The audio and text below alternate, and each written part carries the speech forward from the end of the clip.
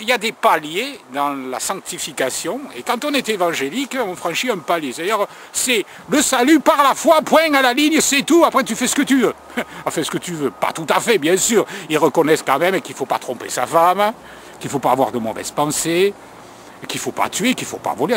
Ce qui est dans les 10 commandements, mais pas le Shabbat, attention, pas le Shabbat. Non, le Shabbat, alors expliquez-moi pourquoi. Alors là, ils en trouvent des explications, c'est-à-dire qu'ils tordent. Ils sont obligés de tordre pour pouvoir... alors, ils voient un passage, ils lisent littéralement. Ah, vous savez, ça dit ça.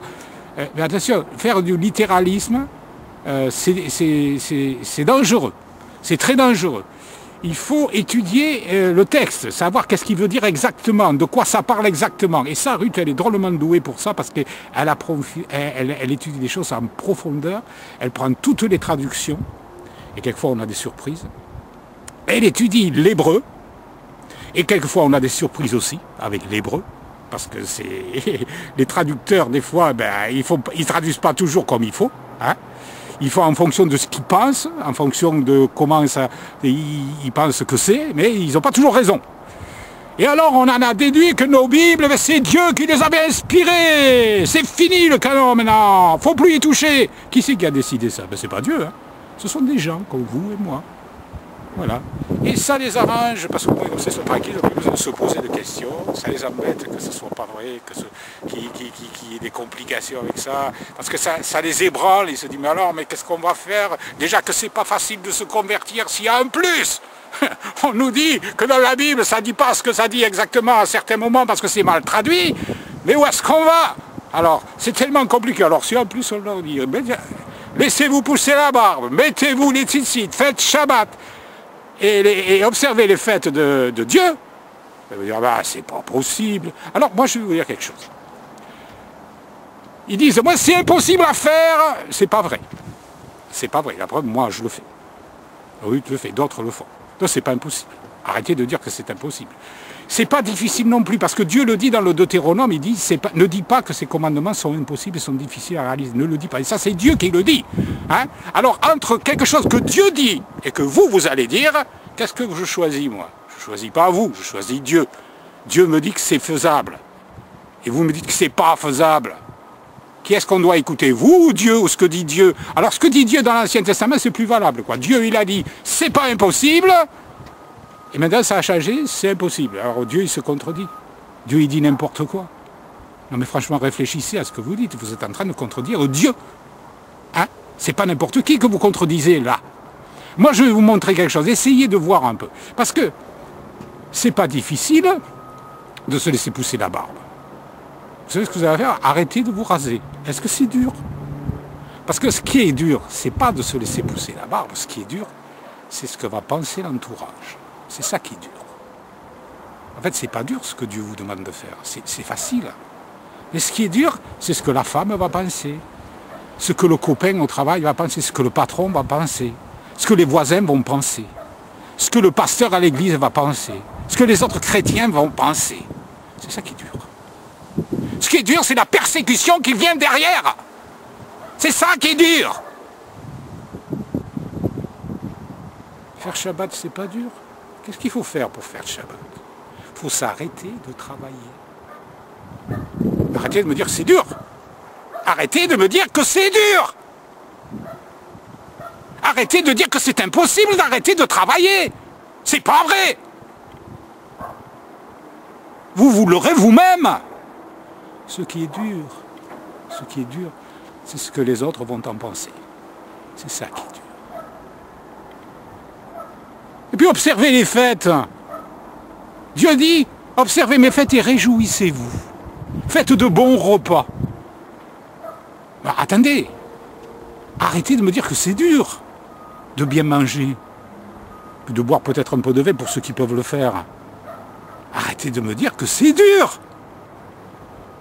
Ou alors, ça veut dire que quand vous faites le premier de l'an, qui est une fête païenne, Noël, qui est une fête païenne, la fête des pères, qui est une fête païenne, fête des mères, qui est une fête païenne, et toutes les autres fêtes païennes qui ont été fabriquées par des faux dieux, alors ça veut dire que ça aussi c'est dur, et pourtant vous le faites. Vous le faites, alors c'est plus facile de faire des fêtes pour des faux dieux que pour faire des fêtes pour Dieu. Quand c'est pour Dieu, c'est dur. Parce que vous dites, moi je le fais pour Dieu quand je fête Noël par exemple. Parce que ça, bon bien sûr, il y en a qui fêtent Halloween des chrétiens. Alors là, ils vont loin, hein, ils vont très loin. Parce que voilà, quand on voit les squelettes, les démons, non, c'est pas grave, c'est pas grave. Vous dites, voilà, ce que je fais, je le fais pour Dieu. Il ne m'a pas dit de le faire, mais je lui offre. Ben, vous connaissez l'histoire de Caïn et Abel? Caïn et Abel. Tous les deux, ils ont offert quelque chose à Dieu. L'un, il a offert à Abel ce que Dieu demandait, c'est-à-dire un sacrifice. Et l'autre, il a offert à Dieu quelque chose que Dieu ne demandait pas. C'était des fruits. Il n'y a rien de mal. Il n'y a rien de mal. Des fruits, en plus, il avait travaillé, il avait sué. Il s'est dit, ben voilà, j'ai beaucoup travaillé, Dieu va apprécier. Puis il lui a offert de beaux fruits. J'imagine qu'il a choisi les plus beaux. Et puis, paf! Dieu n'aime pas ça. Dieu n'aime pas ça. Dieu, il aime ce qu'il a demandé, pas ce qu'il n'a pas demandé. Dieu n'a jamais demandé qu'on fête Noël. Même si ça vous paraît agréable, même si c'est comme des beaux fruits agréables. Dieu n'a jamais demandé ça.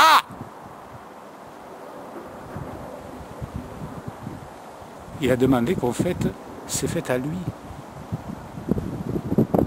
Alors arrêtez de dire à Dieu ce qu'il doit accepter ou pas accepter. C'est lui qui décide, pas vous.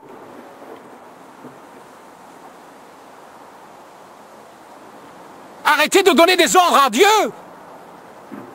De dire, voilà, tu dois accepter parce que je te l'offre. Non.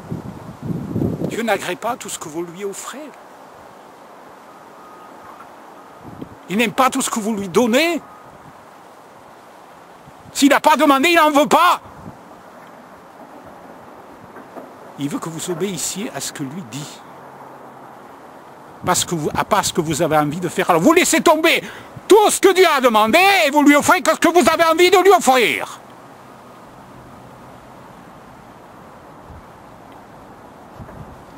Vous inversez les rôles. Vous soumettez Dieu à votre volonté.